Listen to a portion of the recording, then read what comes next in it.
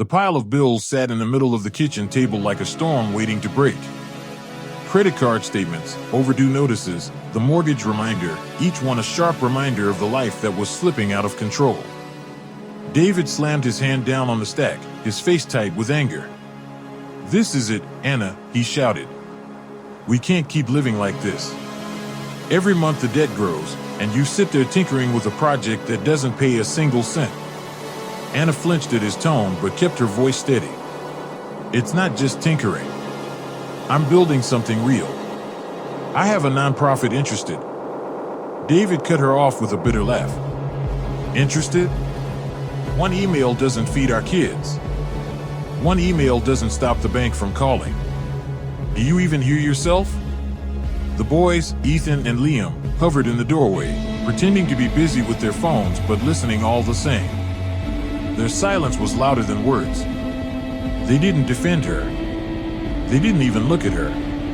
Anna's mother-in-law stepped into the room, arms crossed, eyes sharp. "David's right. You're being irresponsible, Anna. A wife and mother doesn't gamble her family's future on fantasies. You should be ashamed." The words hit harder than she expected. Ashamed. That was the word echoing in her head already, whispered to her by doubt in the darkest hours of the night. "I'm not ashamed," Anna said quietly, though her throat burned. "I'm fighting for something bigger than us, for children who don't get chances like Ethan and Liam do. Isn't that worth something?" David's voice cracked with fury. "What's worth something is this family. If you care about us, if you care about me, you'll stop this madness and get a real job." He stepped closer, his eyes hard. "If you don't, Anna, then maybe this marriage is over." The words froze the room. Divorce. He had said it out loud. The boys looked up now, their faces pale with shock, but still they said nothing. Ethan glanced at his father, then at Anna, before lowering his gaze again. Liam shifted uncomfortably, retreating behind his phone as though hiding from the storm. Anna stood rooted to the floor, her world spinning. The man who once encouraged her dreams was now threatening to leave. The children she longed to inspire were slipping further away. Even the house itself felt hostile, every corner heavy with judgment. Her chest ached as if the walls were closing in. She wanted to scream, to beg for them to see what she saw, but she knew the words wouldn't change anything. Not now. In that crushing silence, Anna realized she had reached the breaking point. The choice lay before her, stark and merciless: surrender her dream to keep her family intact, or risk losing them to fight for the vision that burned inside her. Either way, she would lose something she loved. Anna sat alone at the dining table long after the argument had ended, the house silent except for the faint hum of the refrigerator. David had taken the boys upstairs without another word. The echo of his threat, "This marriage is over," still clung to the walls like smoke. She pressed her hands together, trembling, as if to stop her heart from tearing itself apart. For a long time, she stared at the bills scattered across the table. Each one whispered the same cruel truth: safety lay in surrender. She could return to the corporate world, accept a salary, silence the doubts of her husband and mother-in-law. She could make this nightmare vanish. But deep down, she knew what that would mean: betraying herself, betraying the children she had sworn to fight for. If she quit now, she would teach Ethan and Liam the most dangerous lesson of all: that dreams are expendable, that survival is the only measure of a life. Wiping her eyes, Anna opened her laptop. The nonprofit's email was still there, glowing like a small flame in the darkness. "We're interested in learning more about your platform.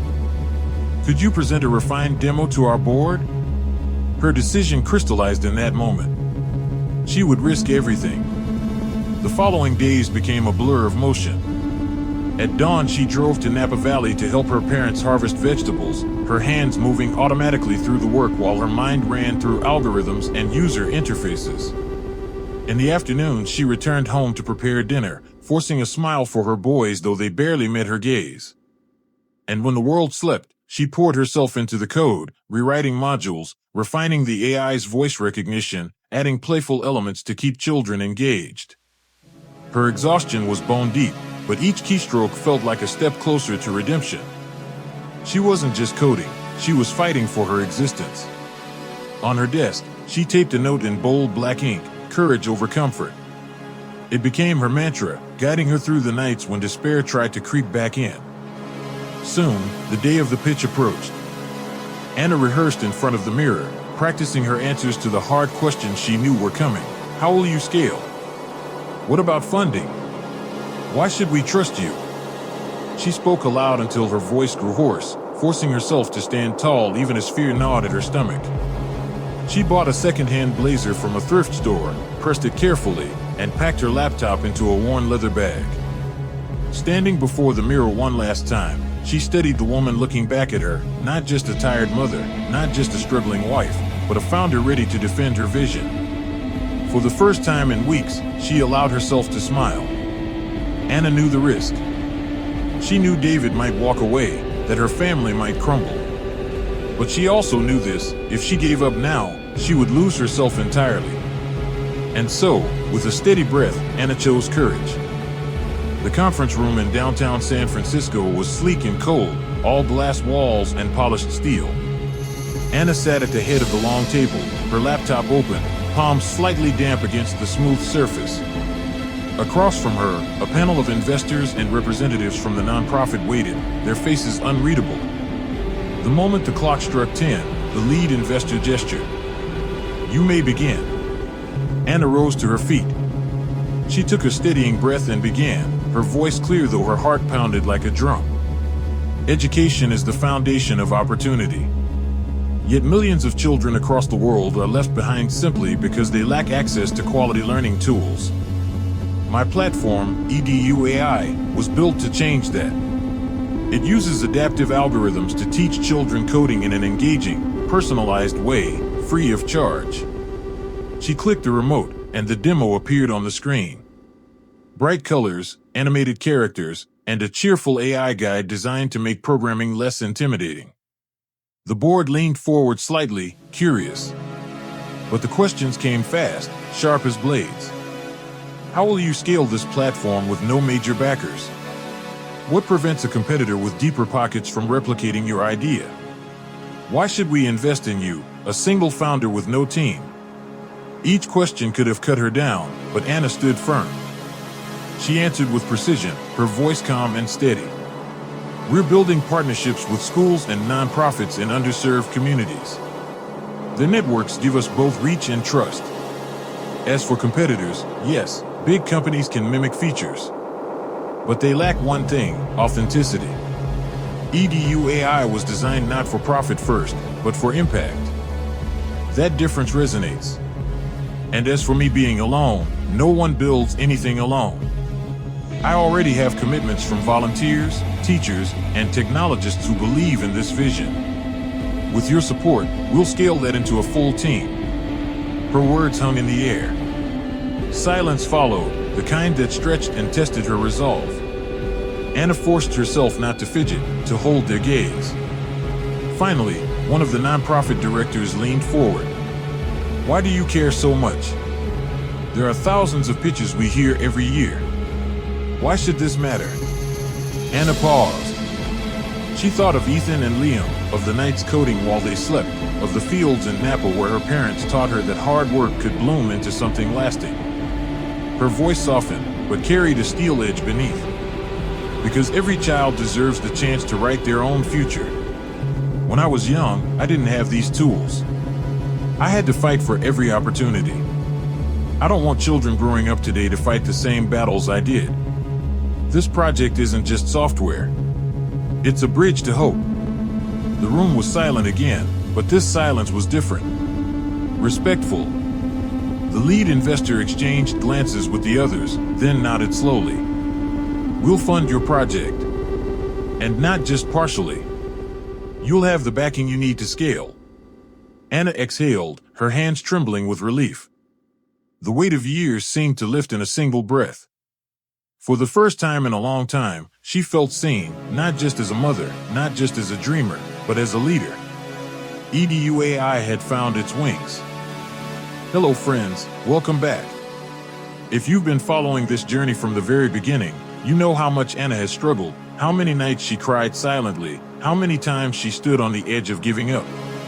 Today, we reach the final chapter of her story, one filled with triumph, reconciliation, and hope. The news spread faster than Anna could have imagined.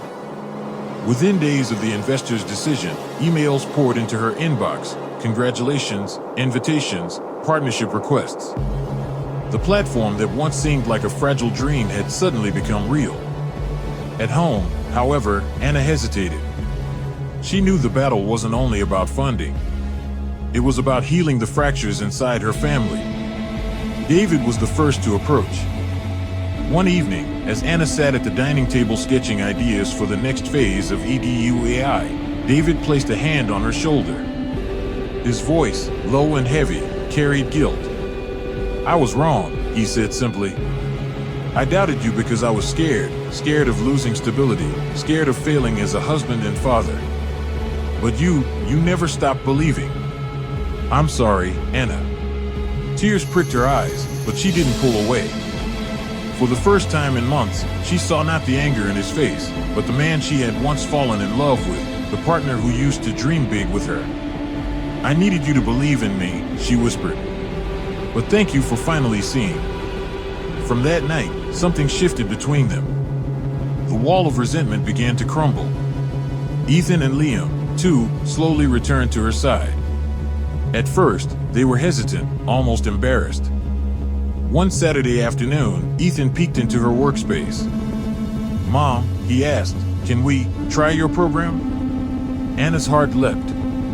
She handed them her laptop, showing them the platform. The boys' eyes widened as the AI guide greeted them cheerfully, walking them through the first coding challenges. Within minutes, their laughter filled the room, arguments over who solved the puzzle first, excitement at seeing their code come alive on the screen. For the first time in months, Anna felt the warmth of her son's closeness. It wasn't just her project anymore, it was becoming theirs too. Even her mother-in-law, once her harshest critic, began to soften. She would never admit it outright, but Anna noticed the subtle changes. The older woman started asking small questions. How many schools will use it? Or do the children really enjoy learning this way? Her tone, though cautious, carried a hint of admiration. One evening, as the family gathered for dinner, the grandmother surprised everyone. She lifted her glass and said quietly, "Anna, I didn't understand before. But you've proven your strength. I'm proud of you." The word struck Anna deeper than she expected. For months, she had carried the weight of disapproval like a stone in her chest. Now, that stone was gone. But Anna knew this was only the beginning.